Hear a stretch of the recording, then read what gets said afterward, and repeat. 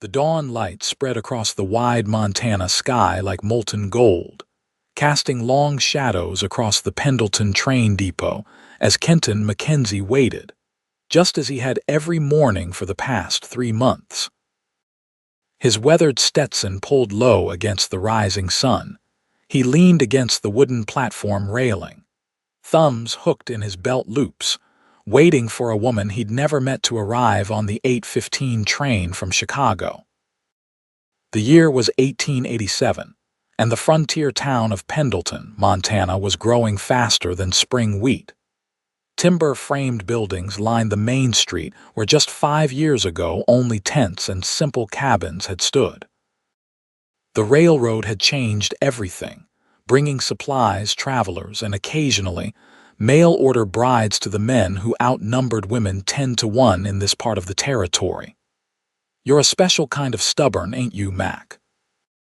Samuel Baker, the depot manager, called out as he swept the wooden platform. The older man's beard was streaked with gray, his eyes crinkled at the corners from years of squinting into the sun. Kenton straightened his shoulders but didn't move from his post. "Just keeping my promise, Sam." 3 months of promises with no bride to show for it. Most men would have given up by now. "I'm not most men." Kenton's voice was quiet but firm. At 32, he'd spent more than half his life working the land, building his ranch from nothing but determination and grit. The last 12 years he'd done it alone, and the solitude was starting to wear on him in ways he hadn't expected. When the whistle of the approaching train pierced the morning air, Kenton felt the familiar flutter of anticipation in his chest. It happened every morning, despite the disappointment that inevitably followed. He smoothed down his freshly pressed shirt, the only decent one he owned, and ran a hand through his son's streaked brown hair. As the train rolled into the station, belching black smoke and hissing steam, Kenton scanned the windows for a face that might be searching for his. He'd sent the money 6 months ago to the marriage broker in Chicago, along with a letter describing himself, his ranch, and the life he could offer a wife. Simple and honest, just like him. The woman's reply had been brief but promising. Her name was Grace Sullivan, 24 years old, from a struggling Irish family in Boston. She'd written that she was looking for a fresh start and wasn't afraid of hard work. She'd be arriving in Pendleton on May 15th. That date had come and gone, and still Kenton waited. The passengers began to disembark: a businessman in a fine suit, a young family with 3 children, 2 elderly women clutching their handbags. But no young woman traveling alone, no one searching the platform with hopeful eyes. "Maybe tomorrow, Mac," Sam said, his voice gentler now, tinged with pity. Kenton nodded, his jaw tight as he pushed away from the railing. "Maybe tomorrow." He untied his horse, a sturdy chestnut quarter horse named Copper, from the hitching post and swung into the saddle with practiced ease. The ride back to his ranch would take nearly an hour, giving him plenty of time to shake off the disappointment before diving into the day's work. The Mackenzie Ranch sprawled across 500 acres of prime Montana land, bordered by rolling hills to the north and east, and by Clearwater Creek to the south. The 2-story ranch house stood proudly on a gentle rise, overlooking fields of alfalfa and wheat.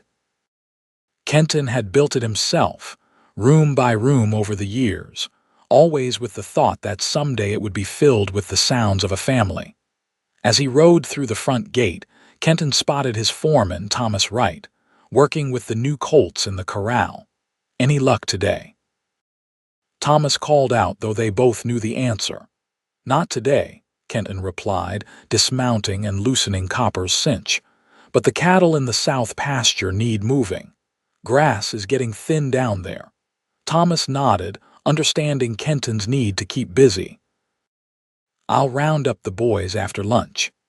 Inside the ranch house, Kenton moved through the empty rooms with the restless energy of a caged wolf. He'd made the house comfortable enough: sturdy furniture, a few books on the shelves, colorful Navajo rugs on the floors, but it still felt hollow. It needed a woman's touch. It needed laughter and conversation to bring it to life. He pulled out the worn letter from the dresser drawer. Grace Sullivan had written that she had auburn hair and green eyes, that she'd been working as a seamstress but dreamed of having her own home and garden, that she wasn't afraid of the wild Montana territory because she'd always been adventurous at heart. Kenton folded the letter carefully and put it away. Something had happened to delay her. He was sure of it, and until he knew differently, he would keep his promise and wait. 1,000 miles to the east, Grace Sullivan stood in a cramped boarding house room in Chicago, counting the meager coins in her hand. It wasn't enough. Not nearly enough for a train ticket to Montana. She'd been stranded here for 3 months, ever since her purse had been stolen at the station, along with the letter containing the address of the man who was supposed to be her husband. Miss Sullivan, Mrs. Harrington, the boarding house owner, knocked on the door. "There's a gentleman here to see you. Says he's from the marriage broker's office." Grace quickly tucked her coins back into her pocket and smoothed her skirt. "Please send him in." Mr. Peterson was a thin man with spectacles and a nervous manner. He twisted his hat in his hands as he entered. "Miss Sullivan, I'm terribly sorry for the confusion. It seems your file was misplaced when the office relocated last month." "My file?" Grace asked, hope rising in her chest. "Yes, with all your correspondence information. The gentleman who paid for your passage has been inquiring about you." Quite persistently, I might add. He pulled out a notepad. "A Mr. Mackenzie from Pendleton, Montana." Grace sank onto the bed, relief washing over her. "Then he's real. I was beginning to think. Very much real, Miss Sullivan, and apparently still waiting for you. When you didn't arrive as scheduled, he sent several telegrams." "I lost his letter," Grace admitted. "When my purse was stolen, I had no way to contact him, no money to continue my journey." Mr. Peterson nodded sympathetically. "Well, we can remedy that now. Mr. Mackenzie has sent additional funds for your travel, plus a little extra for any unexpected expenses." He handed her an envelope. "He seems quite determined to meet you." Grace opened the envelope with trembling fingers. Inside was enough money for the train ticket with plenty to spare, along with a brief note written in a strong, steady hand. "Still waiting. KM." 2 simple words that changed everything. For 3 months, she'd been cleaning rooms at the boarding house to pay her rent, wondering if she'd have to return to Boston in disgrace. She'd feared the man in Montana had given up on her, found another bride or worse, that he'd never existed at all, that the whole thing had been some elaborate swindle. "When can I leave?" she asked, clutching the envelope to her chest. "There's a train heading west tomorrow morning," Mr. Peterson said. "I'd be happy to escort you to the station and ensure you board safely this time." That night, Grace could hardly sleep. She packed her few belongings: 2 dresses, a hairbrush, a small Bible that had belonged to her mother, and a sewing kit. It wasn't much to start a new life with, but she had her skills and her determination. Morning came with a pale pink sky and a fluttering in Grace's stomach that was equal parts excitement and terror. She was really doing this, traveling alone to marry a stranger in a wild frontier town. Her friends in Boston had thought her mad when she'd first answered the advertisement for mail-order brides, but what choice did she have? After her parents died of influenza, leaving her with 3 younger siblings to care for, she'd worked her fingers raw as a seamstress. When her brother turned 18 and could support their younger sisters, Grace had seen her chance for a different life. The train station was bustling with activity. Mr. Peterson purchased her ticket and saw her safely to her seat. "Good luck, Miss Sullivan," he said, tipping his hat. "Mr. Mackenzie seems like a decent sort. I hope you'll be happy in Montana." As the train pulled away from Chicago, Grace pressed her face to the window, watching the city fade into farmland, then into rolling prairies. The journey would take nearly a week, with several changes of trains along the way. She clutched her ticket, and the precious letter with Kenton Mackenzie's address securely in her handbag, which she kept on her lap at all times. The train car was crowded with all manner of travelers' families heading west for free land, businessmen in suits, a group of young men who looked like they might be seeking their fortunes in mining or timber. Grace kept to herself, politely declining conversation with the curious woman seated beside her. She was too preoccupied with thoughts of what awaited her in Pendleton. What kind of man was Kenton Mackenzie? His letters had been straightforward, even a bit formal, describing his ranch, his prospects, the house he'd built. But they'd also contained a certain warmth, an earnestness that had drawn her to accept his proposal over others. He'd written that he was looking for a partner, not just a housekeeper or a mother for future children. He wanted someone to share his life with, someone to build something meaningful alongside him. But what if he was disappointed in her? What if the reality of Grace Sullivan didn't match whatever image he'd formed in his mind? As the days passed, and the landscape outside her window transformed into the majestic mountains and vast open spaces of the Western Territories, Grace's anxiety grew. By the time the conductor announced they'd be arriving in Pendleton the following morning, she'd nearly worn a hole in her handkerchief from twisting it between her fingers. Kenton rose before dawn, as was his habit, moving through his morning chores with practiced efficiency. He fed the horses, checked on a pregnant mare, and ate a simple breakfast of coffee and flapjacks. He didn't allow himself to think about the train, about the possibility that today might be different from all the other days he'd waited at the depot. But as he saddled Copper for the ride into town, Thomas approached, looking uncharacteristically hesitant. "Mac," he said, clearing his throat, "don't you think it's time to face facts? It's been over 3 months. If she was coming, she'd have been here by now." Kenton tightened Copper's cinch with more force than necessary. "I gave my word, Thomas, said I'd be there to meet her no matter what. And you've kept it more than most men would, but at some point—" Thomas sighed. "We've got the cattle drive coming up. The boys need you focused." "I am focused," Kenton replied, though they both knew it wasn't entirely true. "1 hour at the depot each morning doesn't affect my work here. It's not your work I'm worried about." Thomas's voice softened. "It's watching you get your hopes up every day, only to ride back with that look on your face." Kenton swung into the saddle, effectively ending the conversation. "I'll be back in time to help with the branding. Tell Wilson to have the irons hot by 10. The ride to town was the same as always, the sun climbing over the eastern hills, painting the sky in shades of rose and gold, the scent of sage and pine in the crisp morning air. But something felt different today. A strange sense of anticipation prickled at the back of Kenton's neck, like the feeling before a storm breaks. The depot was unusually busy for so early in the morning. A group of men in business attire stood smoking cigars near the telegraph office, and several families with trunks and parcels waited on the platform. Sam Baker nodded to Kenton as he took up his usual position by the railing. "Big day," Sam commented. "Governor's representatives coming through on their way to Helena." Kenton tipped his hat in acknowledgement but said nothing, his eyes fixed on the distant bend in the tracks where the train would first appear. The whistle came right on time, followed by the rhythmic chug of the engine and the screech of metal wheels on rails as the train rounded the curve and approached the station. Kenton stood a little straighter, adjusting his hat, running a hand down his shirt to smooth non-existent wrinkles.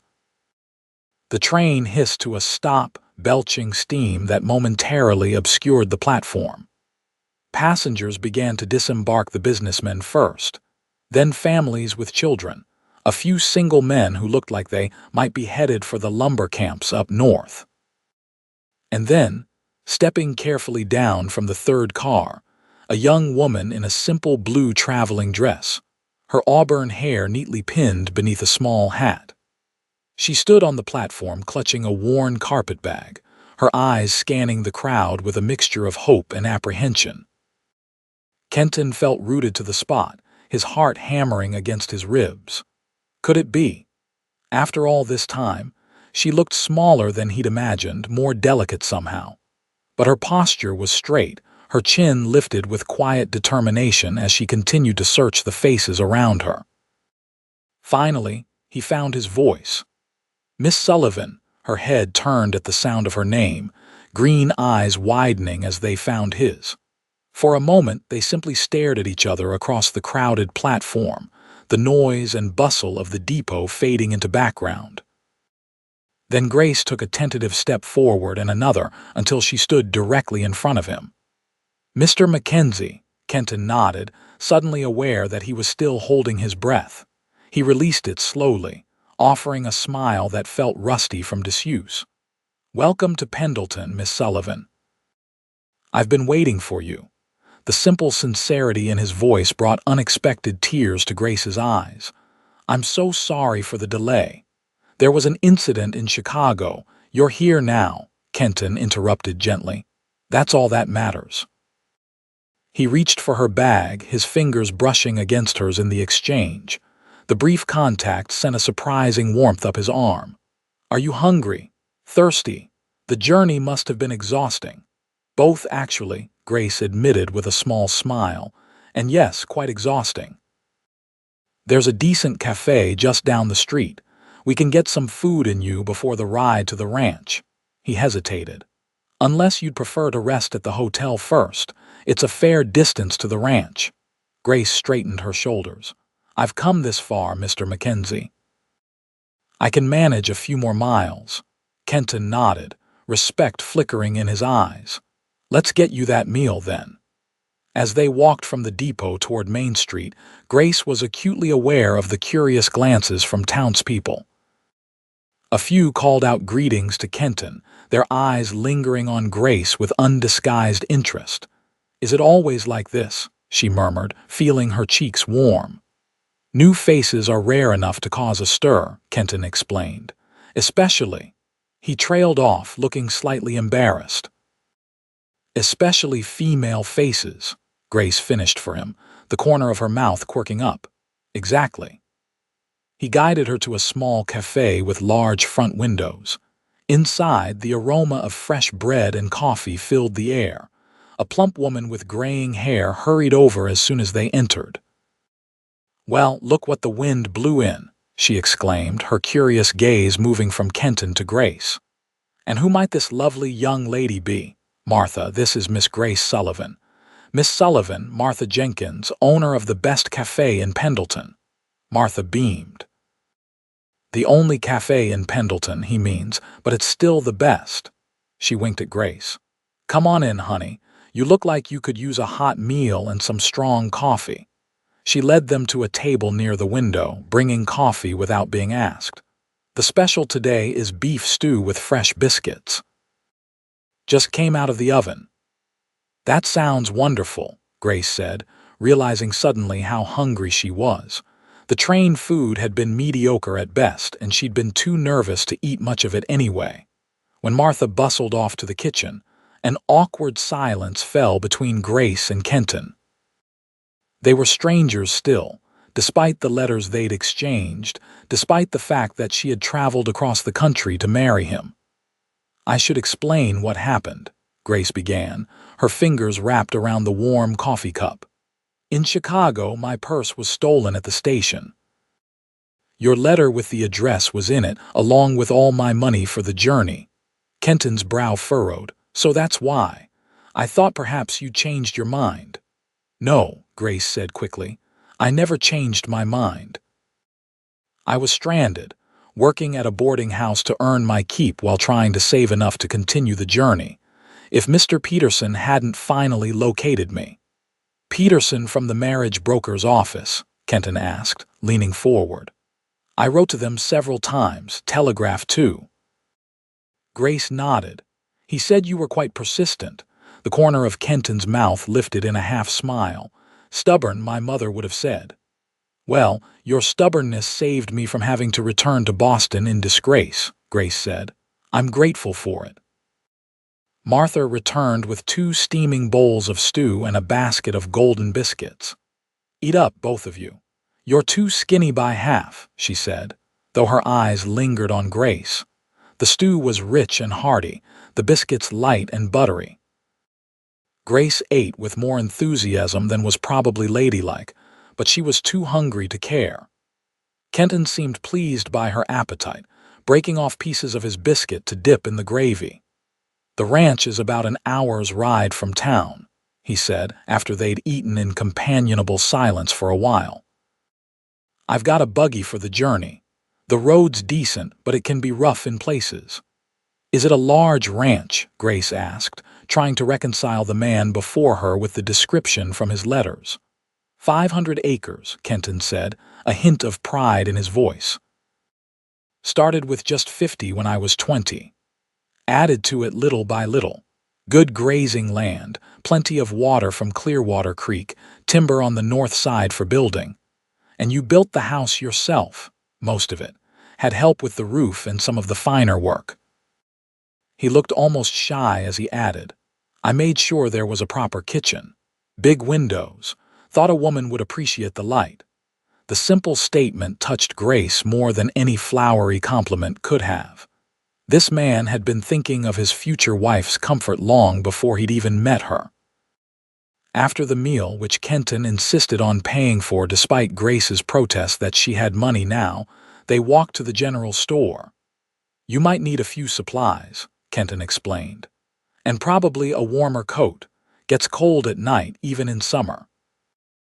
Grace had intended to purchase only necessities, but Kenton kept adding items to the counter: a warm wool shawl, sturdy boots for farm work, thick stockings, a sunbonnet.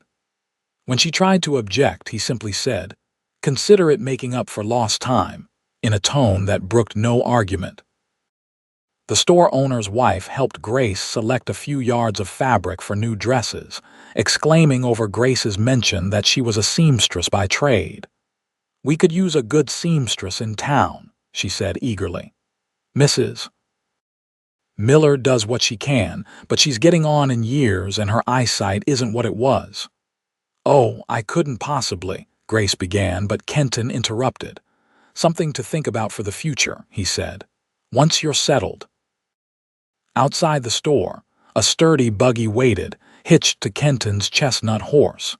He loaded their purchases in the back, then helped Grace up to the seat with strong, steady hands. The touch was brief but reassuring. As they left the town behind, the landscape opened up before them, rolling hills covered in prairie grass that rippled like water in the breeze, patches of wildflowers adding splashes of color, distant mountains rising blue and majestic against the horizon. "It's beautiful," Grace breathed, taking it all in. "So much space." Kenton glanced at her, the sun highlighting the gold flecks in his brown eyes. "Does it scare you, all this openness after city living?" Grace considered the question. "No," she said finally. "It feels free." Something in Kenton's expression softened at her answer. They rode in comfortable silence for a while, the only sounds the creak of the buggy, the steady clop of hooves, and the whisper of wind through the grass. "There's something we should discuss," Kenton said eventually, his voice careful. "About our arrangement." Grace tensed, her hands tightening on her handbag. Here it came, the conditions, the expectations. "I know you came here expecting to marry right away," he continued. "That was the agreement, but I'm thinking perhaps we should wait a bit." "Wait." Grace echoed, unsure whether to feel relieved or rejected.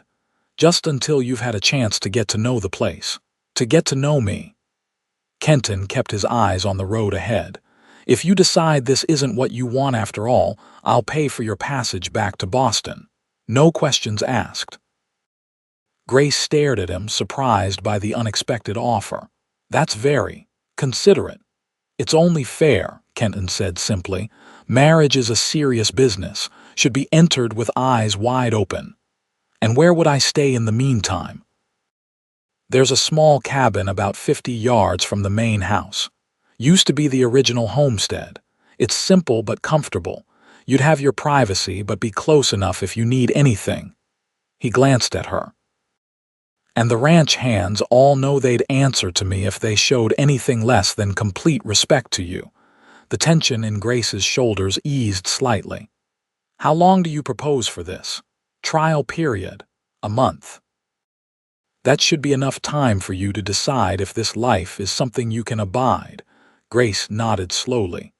And if I decide to stay, a small smile played at the corners of Kenton's mouth. Then we'll head to town and find the preacher. They crested a gentle hill, and suddenly the ranch spread out before them, a sprawling 2-story house of golden timber and stone, surrounded by outbuildings, corrals, and fenced pastures where cattle grazed. A creek wound through the property like a silver ribbon, and behind the house, a small orchard of fruit trees was just beginning to ripen. "Welcome to Mackenzie Ranch," Kenton said, a note of quiet pride in his voice. Grace took it all in with wide eyes. The reality of what she'd committed to was suddenly overwhelming.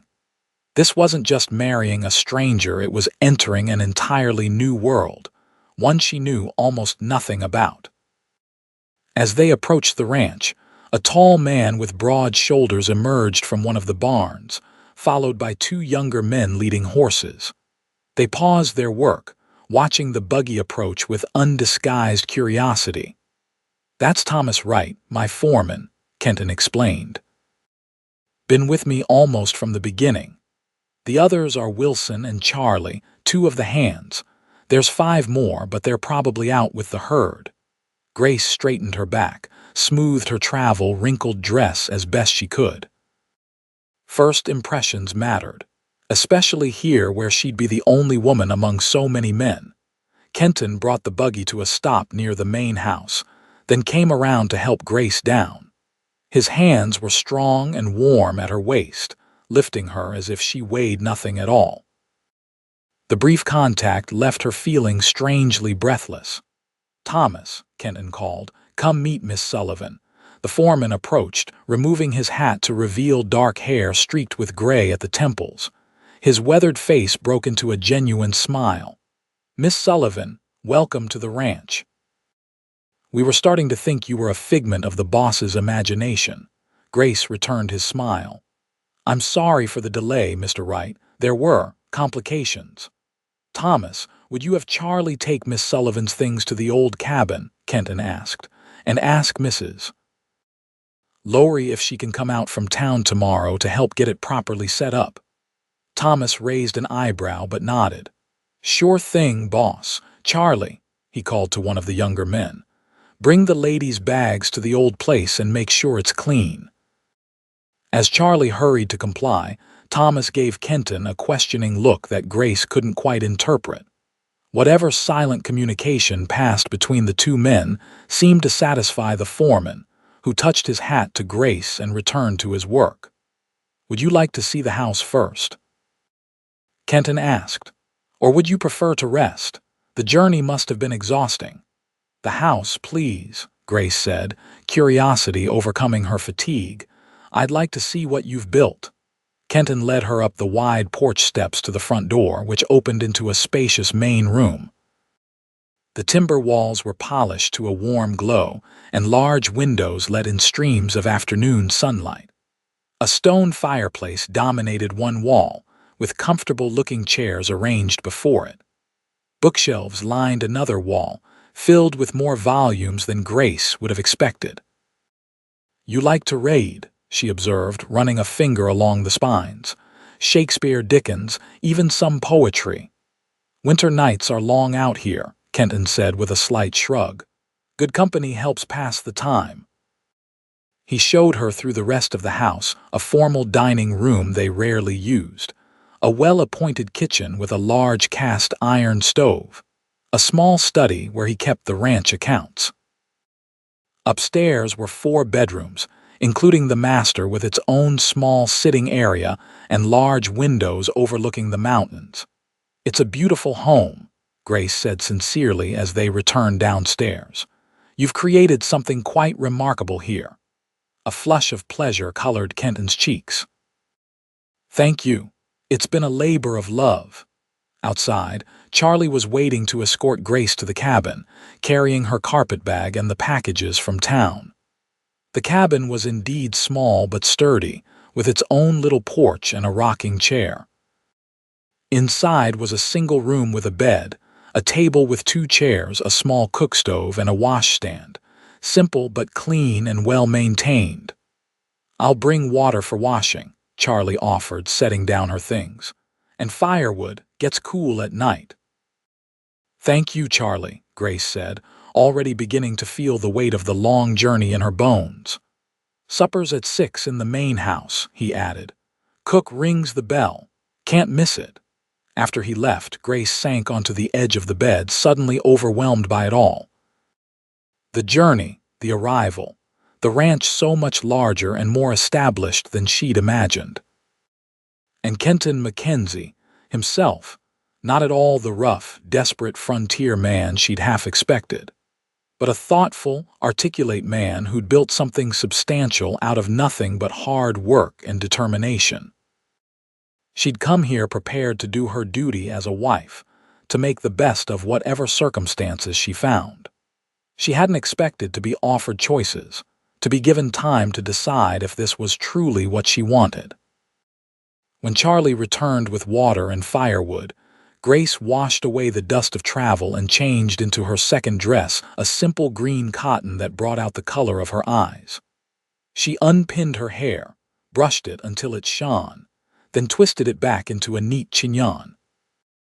There was nothing she could do about the freckles across her nose, brought out by days in the sun on the train journey, but she pinched her cheeks for color and bit her lips to redden them slightly. The dinner bell rang precisely at 6. Grace made her way to the main house, where she found Kenton waiting on the porch, freshly washed and changed into a clean shirt. "I thought I'd escort you," he explained, offering his arm. "First night and all." The dining room table was set for 3, Kenton at the head, Grace to his right, and Thomas across from her. The cook, an older woman named Mrs. Finch who came out from town 3 days a week, had prepared a roast chicken with potatoes and early summer vegetables from the kitchen garden. Conversation flowed more easily than Grace had expected. Thomas told stories about the early days of the ranch, making her laugh with tales of Kenton's mistakes as a young and inexperienced rancher. Kenton took the good-natured ribbing with Grace, occasionally defending himself but mostly smiling at the memories. "What about you, Miss Sullivan?" Thomas asked as they finished their meal. "What made a Boston girl decide to come all the way out here to Montana?" Grace considered her answer carefully. "Opportunity, I suppose. After my parents died, I spent years caring for my younger siblings and working as a seamstress. Once my brother was old enough to take over, I found myself at a crossroads." She met Kenton's eyes across the table. "I could continue as I was, or I could take a chance on something new, something with the possibility of becoming more than just survival." Thomas nodded thoughtfully. "Brave decision. Or foolish," Grace added with a small smile. "I suppose time will tell which." After dinner, Kenton walked Grace back to the cabin. The evening air was cool, the sky ablaze with more stars than Grace had ever seen in her life. "I've never seen anything like it," she said, her head tilted back to take in the spectacle. "One of the benefits of all this open space," Kenton said, following her gaze. "No city lights to dim the view." They reached the cabin, but neither seemed in a hurry to end the evening. Finally, Kenton cleared his throat. "I want to thank you, Miss Sullivan." "Thank me for what?" "For coming all this way, for not giving up when things went wrong in Chicago." He hesitated. "And for giving me a fair chance." The earnestness in his voice touched something deep inside Grace. "Thank you for waiting," she replied softly. "Not many men would have." "I made a promise," Kenton said simply, as if that explained everything. And perhaps, for him, it did. He bid her good night with a slight bow, waiting until she was safely inside before turning back toward the main house. Grace watched his retreating figure through the window, tall and straight-backed in the moonlight. She'd come to Montana expecting to marry a stranger out of necessity, to build a partnership based on mutual need rather than affection. She hadn't expected to find herself drawn to the quiet strength of a man who waited 3 months for a bride who never came, yet still offered her a way out if she chose to take it. For the first time since leaving Boston, Grace felt something like hope unfurling in her chest. Not just for survival, but for the possibility of something more, something that might, in time, even resemble happiness. The first week at Mackenzie Ranch passed in a blur of new experiences for Grace. Each morning, she woke before dawn to the sounds of the ranch coming to life: roosters crowing, cattle lowing in the distance, men's voices calling to one another as they began the day's work. So different from the city noises she was accustomed to, yet somehow soothing in their rhythmic predictability. Kenton was always the first one up, she noticed. From her cabin window, she could see him crossing the yard to the barn, his stride purposeful even at that early hour. He worked alongside his men without hesitation, never asking them to do anything he wouldn't do himself. Grace quickly established her own routine. She helped Mrs. Finch in the kitchen on the days she came, learning to cook on the massive cast-iron stove that was so different from what she'd used in Boston.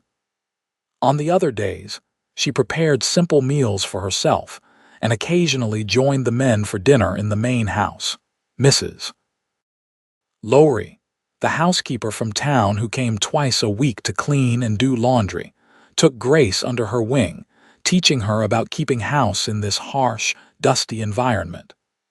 "Different from city living," the older woman said as she showed Grace how to beat dust from rugs on the clothesline. "Everything here wants to wear you down: sun, wind, dirt. You've got to be tougher than all of it." Grace appreciated the advice but found herself drawn more to the kitchen garden behind the main house. It had been started years ago but had fallen into neglect. With Mrs. Lowry's permission, Grace began to reclaim it, pulling weeds, turning soil, coaxing the struggling vegetables back to health. The physical labor was exhausting but satisfying, connecting her to this new land in a way that felt genuine. Kenton observed her efforts with quiet approval, and on the 4th day, surprised her by bringing home seeds and seedlings from town. "Thought you might want to add some variety," he said, almost shyly, as he handed her the packets of carrot, radish, and lettuce seeds. "And these." He presented a small burlap sack containing flower bulbs. For color, it was such a thoughtful gesture that Grace was momentarily speechless. "Thank you," she finally managed. "That's very kind," he shrugged, looking slightly embarrassed. "Practical, really. Fresh vegetables are hard to come by in winter. Having our own supply would be useful." The hour didn't escape Grace's notice, nor the implication that he was thinking long-term, but he didn't press, didn't remind her that nearly a week had already passed of her month-long trial period. Instead, he simply helped her plant the new additions to the garden, his large hands surprisingly gentle with the delicate seedlings. On the 8th day, a fierce summer storm blew in from the mountains, bringing whipping winds and torrential rain that turned the ranch yard into a sea of mud. Grace watched from her cabin window as the men struggled to secure loose equipment and move nervous horses to shelter. Kenton appeared at her door, rain streaming from his hat brim, his duster darkened with moisture. "You all right in here?" he asked, raising his voice over the howl of the wind. "Fine," Grace assured him, though the cabin creaked alarmingly with each gust. "Should I be concerned?" "Cabin sturdy enough," Kenton said. "But I'd feel better if you came to the main house until this blows over. This looks to be a bad one." Grace didn't argue, grabbing her shawl and letting Kenton escort her through the downpour. His arm around her shoulders was solid and reassuring as they battled the wind to reach the house. Inside, the warmth of the kitchen enveloped her like an embrace. Mrs. Finch was there, stoking the stove and muttering about the inconvenient timing of the storm. "Got bread that needs baking," she complained. "And these boys will be hungry as wolves once they're done fighting that weather." "I can help," Grace offered, already rolling up her sleeves. Mrs. Finch looked skeptical but handed over an apron. "Let's see what those city hands can do then." For the next hour, Grace proved her worth in the kitchen, kneading dough with the skill of someone who'd made bread since childhood. Mrs. Finch grudgingly approved, eventually entrusting her with the preparation of a hearty beef stew while she focused on baking. When the men finally trooped in, soaked to the skin and mud splattered, the kitchen was fragrant with fresh bread and simmering stew. They eyed Grace with new appreciation as she helped serve the meal, moving confidently around the kitchen as if she'd been doing it for years. "Didn't know you could cook like this, Miss Sullivan," Thomas said around a mouthful of bread. "Thought city ladies had servants for such things." Grace laughed. "Hardly. I've been cooking for my family since I was 12 years old. Nothing fancy, but enough to keep everyone fed." Kenton said little during the meal, but his eyes followed Grace as she moved around the table, refilling coffee cups and offering second helpings. When their gazes met, something warm and appreciative in his expression made Grace's cheeks flush. The storm continued into the evening, making it impossible for Grace to return to the cabin. "You can take the blue bedroom upstairs," Kenton offered. "I'll have Mrs. Finch make up the bed." The blue bedroom was directly across the hall from Kenton's room, a fact that wasn't lost on Grace as she prepared for bed in borrowed nightclothes. The intimacy of sleeping under the same roof, separated only by a hallway, felt significant somehow. She slept fitfully, awakened frequently by the crash of thunder and the persistent howl of the wind. During one particularly loud thunderclap, she heard movement in the hallway and tensed. But it was only Kenton, checking on the house. His footsteps paused briefly outside her door, then continued down the stairs. Morning brought clear skies and the aftermath of the storm's fury branches down around the property. A section of corral fencing damaged, and the kitchen garden partially flattened. Grace surveyed the destruction with dismay, but Kenton was philosophical. "Could have been worse," he said, standing beside her as they assessed the garden. "Plants will recover. Might need some staking, is all." Grace nodded, already planning the work needed to restore her small domain. "The vegetables seem mostly intact. It's mainly the flowers that suffered." "They're tougher than they look," Kenton said, and Grace wondered if they were still talking about plants. Over the next few days, the routine of ranch life resumed. Grace split her time between helping with household tasks and restoring the garden. Kenton and his men repaired the storm damage and returned to the never-ending work of the cattle operation. But something had shifted between them. Their conversations came more easily, lingering over meals or during chance encounters throughout the day. Grace found herself watching for Kenton, anticipating the moments when their paths would cross. And more than once, she caught him watching her with an expression that made her heart beat a little faster. 2 weeks into her stay, Kenton approached her as she worked in the garden, his manner unusually hesitant. "There's a social in town tomorrow night," he said. "Dance at the meeting hall. Thought you might like to go, meet some of the townspeople." Grace looked up from the row of beans she was weeding, surprised by the invitation. "I'd like that very much." "Good," Kenton nodded, seeming relieved. "We'll head in after the afternoon chores if that suits." The next day, Grace spent extra time on her appearance, washing her hair and pinning it in a more elaborate style than usual. She put on her best dress, a deep blue cotton with white trim, and the locket that had belonged to her mother. When Kenton saw her descend the porch steps, he stopped dead in his tracks, hat in hand. "You look."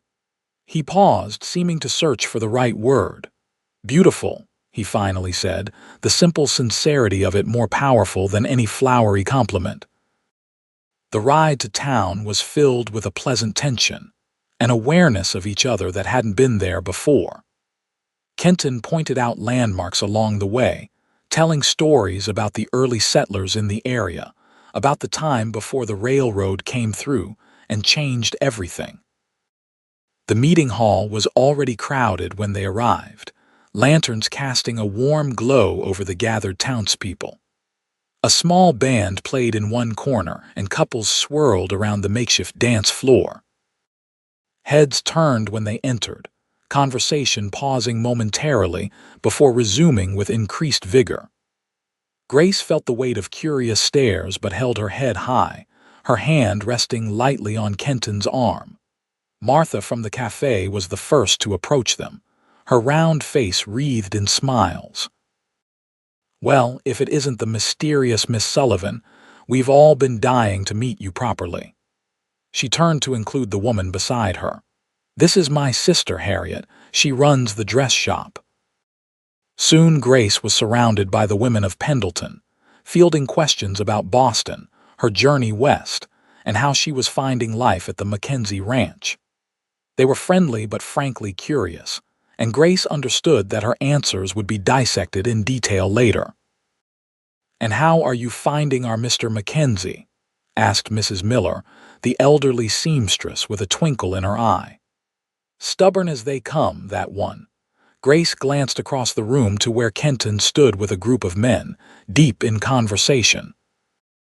As if sensing her gaze, he looked up, meeting her eyes with a small smile that seemed meant only for her. "He's a good man," Grace said simply. "I'm fortunate." The women exchanged knowing looks but didn't press further. When the band struck up a waltz, Kenton appeared at her side, offering his hand. "May I have this dance, Miss Sullivan?" Grace placed her hand in his, allowing him to lead her onto the floor. His arm around her waist was firm but respectful, maintaining a proper distance between them. Yet even that slight contact sent a flutter through her stomach. "You dance well," she observed as he guided her smoothly through the steps. "My mother insisted," Kenton replied with a hint of amusement. "Said no son of hers would clod around a dance floor like a newborn colt." Grace laughed. "She sounds like a formidable woman." She was. A shadow crossed his face. "Lost her 10 years ago, influenza." "I'm sorry," Grace said softly.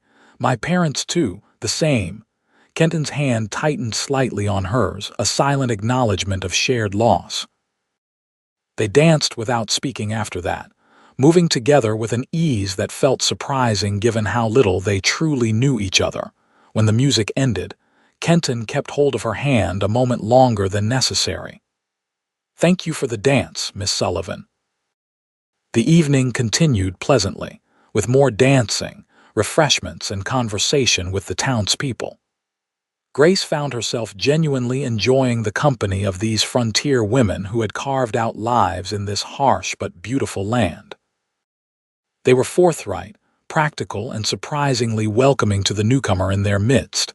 By the time they headed back to the ranch, stars blanketing the night sky above them, Grace felt a growing certainty in her heart.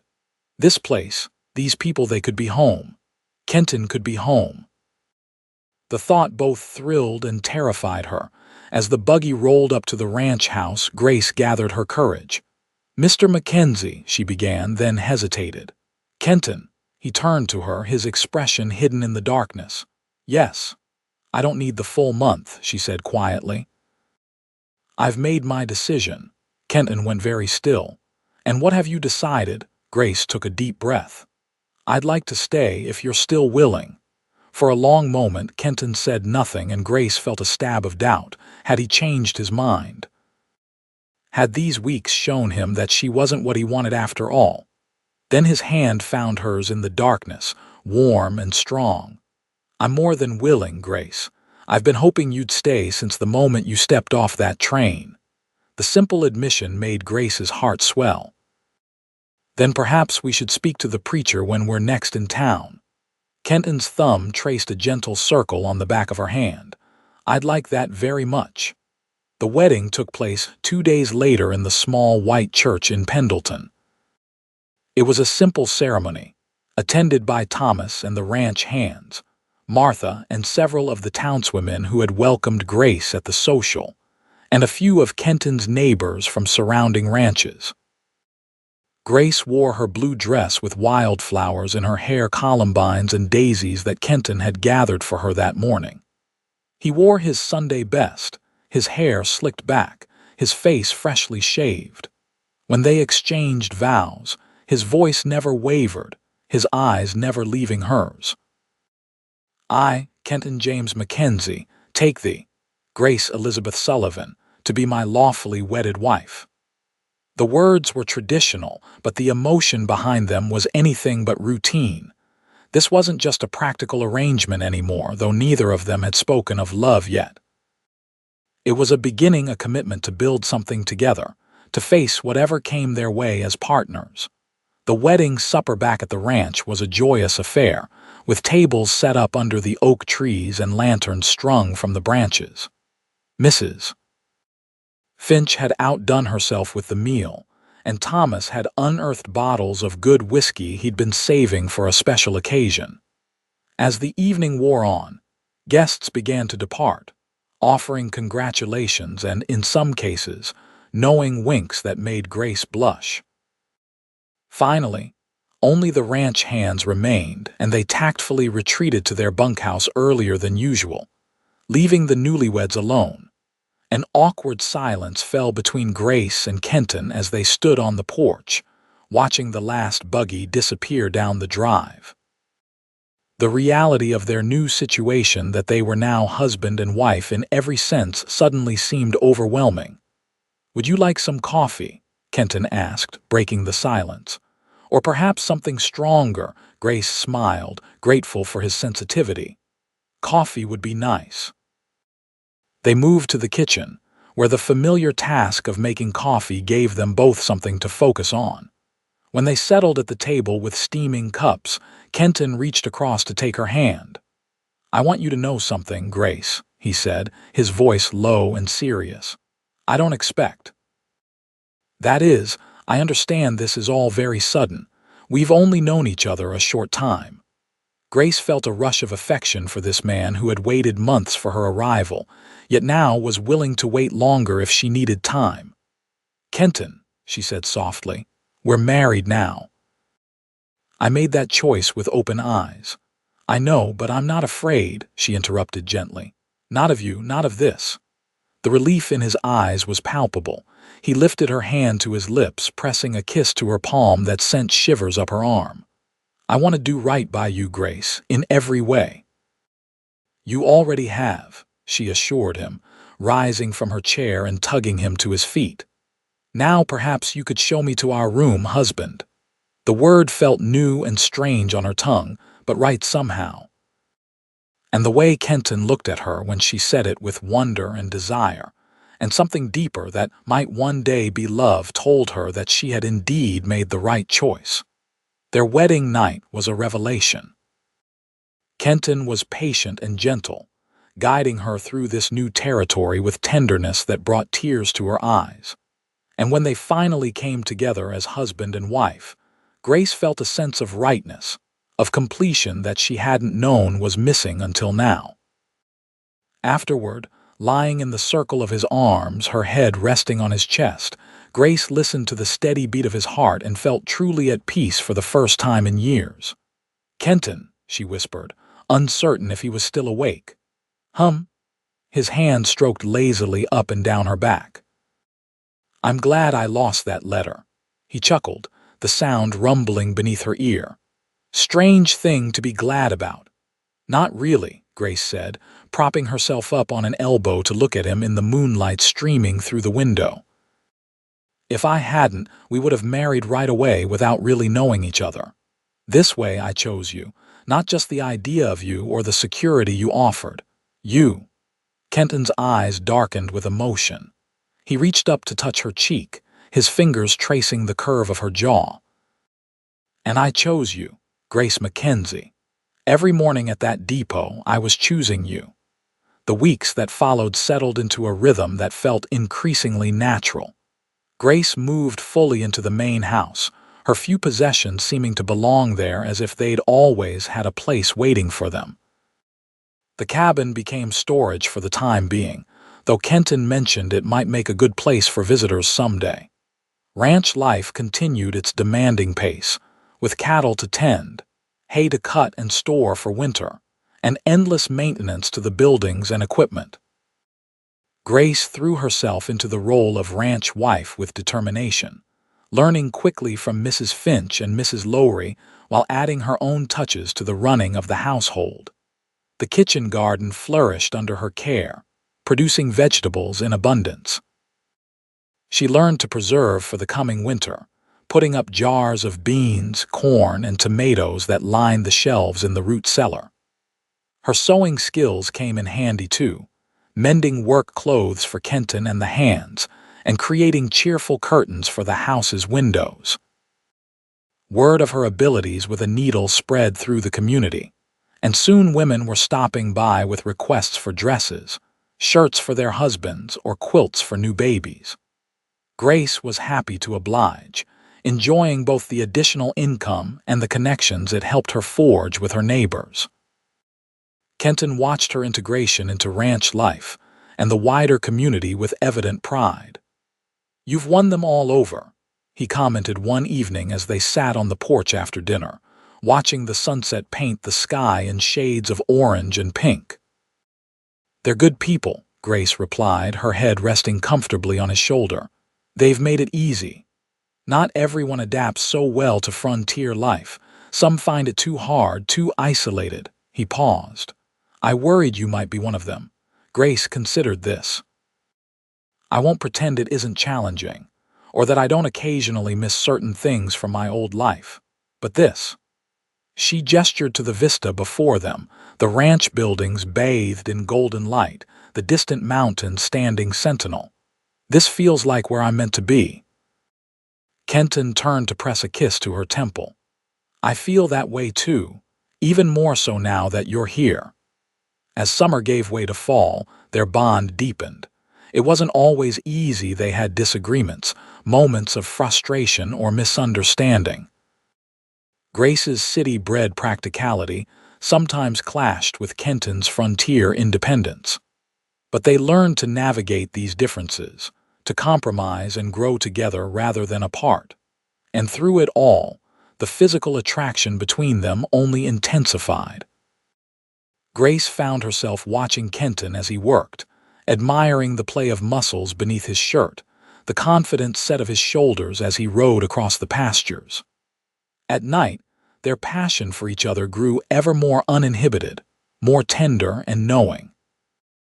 October brought the first dusting of snow to the mountains, a harbinger of the winter to come. The ranch hands worked feverishly to complete the last preparations, repairing roof leaks, banking earth against the foundations of buildings, bringing the cattle down from the high pastures to more sheltered areas. Grace, too, was busy, making sure the house was ready for the long months ahead. She sewed thick flannel curtains for the bedrooms, braided rugs for the cold wooden floors, and stocked the pantry with preserved foods and staples ordered from the general store in town. One crisp afternoon, as she hung the last of the laundry on the line to take advantage of the autumn sunshine, Grace was struck by a wave of nausea so intense she had to grip the edge of the wash basket for support. It passed quickly, but left her feeling shaky and light-headed. Mrs. Finch, who was plucking a chicken nearby, looked up sharply. "You all right, Mrs. Mackenzie? Gone white as a sheet you have." "Just a moment of dizziness," Grace assured her, straightening up. "I'm fine now." But the older woman's eyes narrowed assessingly. "When was your last monthly?" The question, so direct and unexpected, made Grace blink. She paused, calculating. With all the activity of settling in, she hadn't noticed, but now that she thought about it. Over 6 weeks ago, I suppose. Mrs. Finch nodded knowingly. Thought as much. Been watching you pick at your breakfast, turning green at the smell of coffee. She smiled, the expression softening her usually stern countenance. Better start knitting some booties, Mrs. Mackenzie. You'll be needing them come spring. Grace pressed a hand to her stomach, a mix of emotions washing over her. A baby, Kenton's baby. The possibility had crossed her mind in an abstract way, but the reality of it, a new life growing inside her, a family of their own, was overwhelming. Don't you worry, Mrs. Finch said, misinterpreting her silence. First one's always a bit of a shock, even when you're expecting it, but you're strong and healthy and the boss will be over the moon. Grace nodded, her thoughts racing ahead. Please don't say anything yet. I'd like to tell Kenton myself. Course not, Mrs. Finch agreed. But don't wait too long. Men are dense about these things, but they like to feel included. Grace waited until that evening after dinner when she and Kenton were alone in their bedroom. He was sitting on the edge of the bed, pulling off his boots when she gathered her courage. Kenton, I have something to tell you. He looked up, his expression curious. What is it? I believe. Grace took a deep breath. I believe we're going to have a baby. Next spring, if my calculations are correct. For a moment, Kenton didn't move, his face frozen in an expression of stunned disbelief. Then he was on his feet, closing the distance between them in 2 strides, gathering her into his arms so fiercely that her feet left the floor. A baby, he repeated, his voice thick with emotion. Our baby. Grace laughed, wrapping her arms around his neck. You're happy then?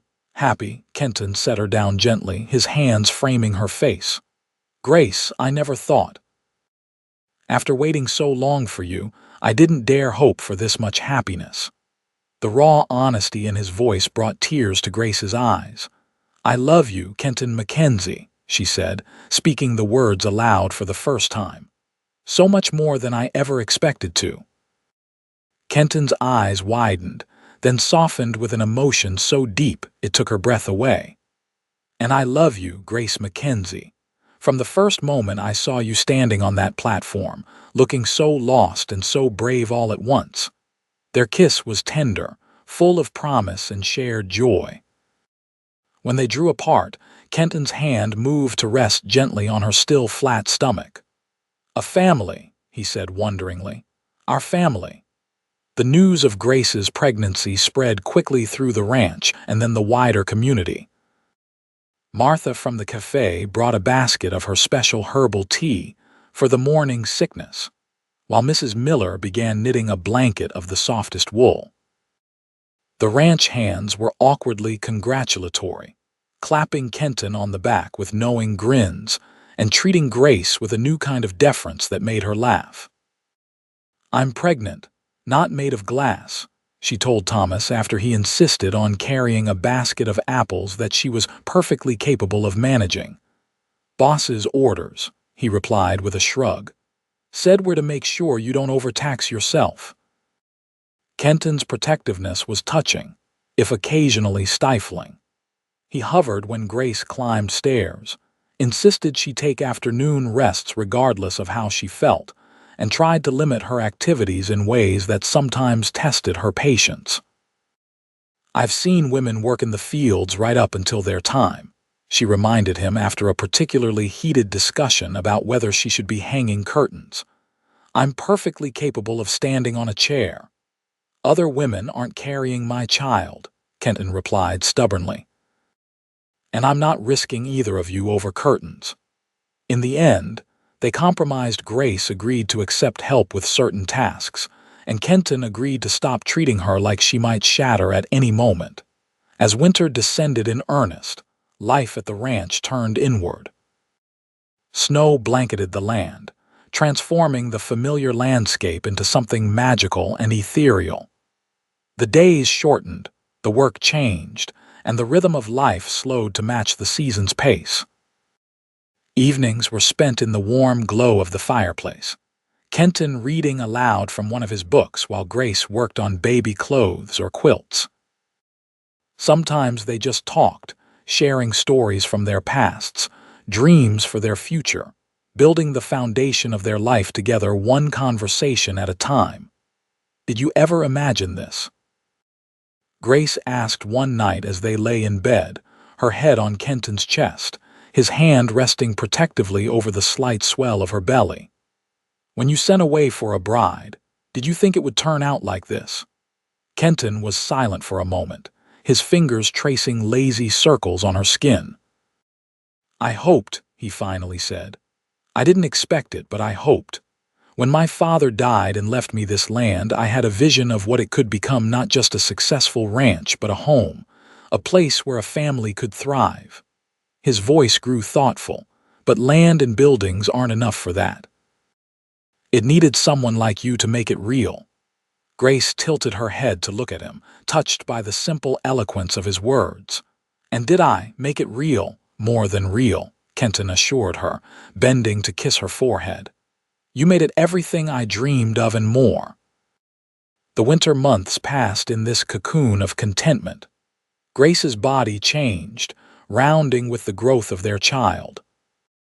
Kenton's wonder at these changes never diminished. He watched in awe as her belly grew, felt their baby's first fluttering movements with tears in his eyes, spent hours talking to her stomach when he thought Grace was asleep. When spring finally arrived, melting the snow and bringing new life to the land, Grace was in her final month of pregnancy. The house had been prepared for the baby's arrival. A cradle that Kenton had carved himself stood in their bedroom. Tiny clothes were folded and waiting, and the doctor from the next town over had promised to come as soon as he was called. The birth happened faster than anyone expected. Grace woke in the early hours of a mild April morning, feeling the first contractions. By noon, despite all Kenton's careful planning, it became clear that the baby wasn't going to wait for the doctor's arrival. Mrs. Finch took charge, shooing a frantic Kenton out of the bedroom and enlisting Mrs. Lowry, who had arrived for her regular cleaning day to find the household in an uproar. The two experienced women guided Grace through the increasingly intense contractions with calm efficiency. You're doing just fine, Mrs. Mackenzie, Mrs. Finch assured her. Baby's eager to meet you is all. Outside the bedroom, Kenton paced the hallway like a caged mountain lion, flinching at every sound from within. Thomas, who had ridden in from the far pasture when word reached him, tried in vain to distract his boss. Sit down before you wear a hole in the floor, he suggested, offering a glass of whiskey that Kenton ignored. What's taking so long? Kenton demanded, running a hand through his disheveled hair. It's been hours. Thomas raised an eyebrow. Seem to recall my wife took nearly 2 days with our first. This is nothing. The reminder that childbirth could be far more prolonged only increased Kenton's agitation. But before he could respond, a new sound cut through the tension, the thin, indignant wail of a newborn. Kenton froze, his face a study in conflicting emotions. Then the bedroom door opened and Mrs. Lowry appeared, her face wreathed in smiles despite her exhaustion. You have a daughter, Mr. Mackenzie, she announced. A perfect, healthy little girl. The color drained from Kenton's face, then rushed back in a flood. Grace, he asked hoarsely. Is she tired but well? Mrs. Lowry assured him. She's asking for you. Kenton didn't need further invitation. He pushed past the older woman, entering the bedroom with uncharacteristic hesitation. Grace lay propped against the pillows, her hair damp with sweat, her face pale but radiant. And in her arms, wrapped in a soft blanket, was a tiny bundle with a shock of dark hair. Come meet your daughter, Grace said softly, her eyes shining with exhausted joy. Kenton approached the bed as if in a trance, lowering himself carefully to sit beside Grace. When she placed the baby in his arms, his hands trembled. She's so small, he whispered, awestruck, as he took in the tiny features, the button nose, the perfect bow of a mouth, the delicate eyelashes. But strong, Grace assured him. Mrs. Finch says she has a good set of lungs. As if on cue, the baby's eyes fluttered open, revealing irises of deepest blue. She gazed up at her father with a solemn expression that made Kenton's heart constrict. "Hello, little one," he murmured. "I've been waiting for you." Grace watched them together, her heart so full it felt like it might overflow. The journey that had brought her here seemed like destiny now: the stolen purse in Chicago, the lost letter, the months of separation that had given them the chance to choose each other freely. "What shall we call her?" Kenton asked, tearing his gaze away from his daughter to look at Grace. Grace considered the question. They had discussed names but never settled on one, wanting to meet their child first. Now, looking at this perfect new person, she knew. "Hope," she said softly. "Because that's what brought us together. What kept you waiting at that depot every morning. What made me believe I could find happiness so far from everything I'd known." Kenton nodded, his eyes suspiciously bright. "Hope Mackenzie," he agreed. "It's perfect." That night, after the excitement had died down and the household had settled into an exhausted peace, Kenton lay beside Grace in their bed, Hope sleeping soundly in the cradle nearby. His arm was around Grace's shoulders, her head resting in the hollow of his shoulder, their favorite position, though they had to be more careful now with Grace's still tender body. "I was thinking," Kenton said into the comfortable silence, "about that letter you lost." "MMM." Grace was drifting towards sleep, content beyond measure. Maybe it wasn't lost at all. Maybe it was meant to happen that way. Grace stirred, looking up at him questioningly. "What do you mean?" Kenton's hand stroked her hair gently. "If you hadn't lost it, you would have arrived when expected. We would have married right away as planned." He paused, gathering his thoughts. "But because you were delayed, because I had to wait, I learned something about myself, about what I really wanted." "And what was that?" Grace asked softly. "Not just any wife," Kenton said simply. "You.